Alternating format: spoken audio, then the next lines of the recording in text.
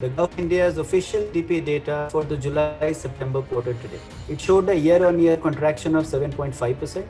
Even if this is technical recession, the rate of contraction has come down significantly from about 24% in the first quarter of this financial year.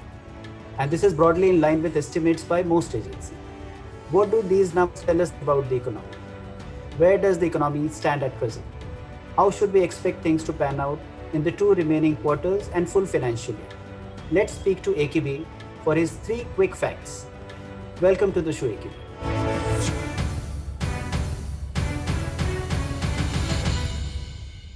Thank you, Ritesh, for inviting me to this show.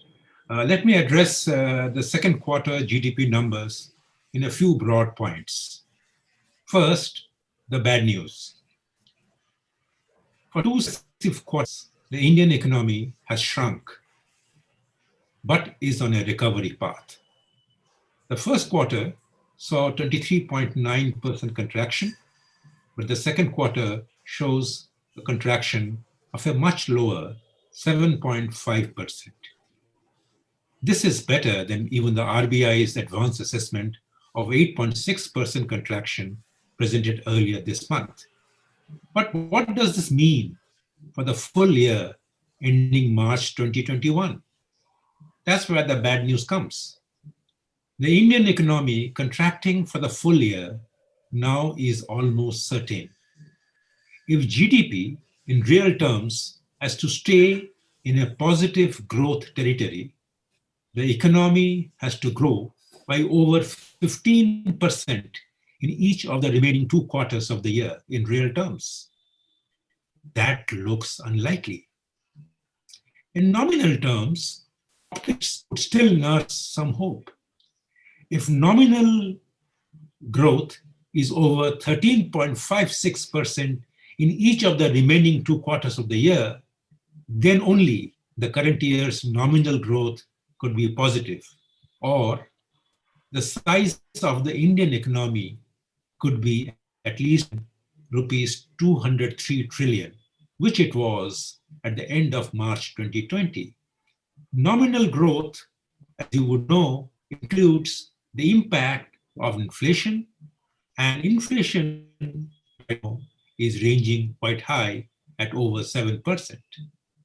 Will a real growth rate of over 15% and a nominal growth rate of over 13% be attainable in the last 2 quarters of 2020-21? Unlikely as of now, even though the economy is on a steady path of recovery.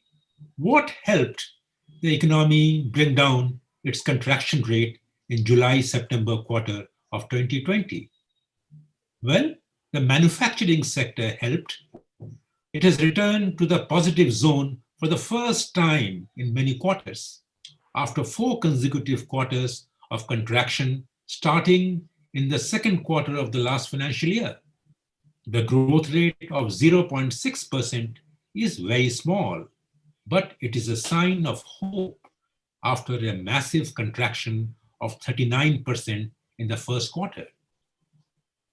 Agriculture continued to be the economy's savior with another healthy rate of growth of over 3%, staying above that level for more than 5 consecutive quarters in the past. But the second quarter of the current year was also helped by the electricity sector, which returned to a positive growth territory after a contraction of 7%. The worrying sign is the construction, hotels, and the financial sector, which continue to remain in the negative zone. Public administration stayed in contraction mode, reflecting how the government has not allowed a runaway rise in its expenditure. This is also confirmed in the numbers for government final consumption expenditure, which shrank from 18% in the first quarter to 10% of GDP in the second quarter. What about the investment outlook? The gross fixed capital formation numbers have risen smartly in the second quarter to 29% of GDP, up from 22% in the first quarter. This is a trend change after the investment rate having declined for 2 consecutive quarters. If this trend is maintained, it would certainly help sustain the growth that everyone is looking forward to in the coming quarters. Thank you.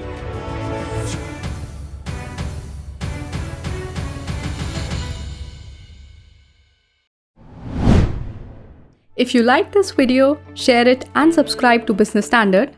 For more news, views and insights, log on to www.business-standard.com. Do also follow us on YouTube, Twitter, Facebook, Instagram, Telegram and LinkedIn.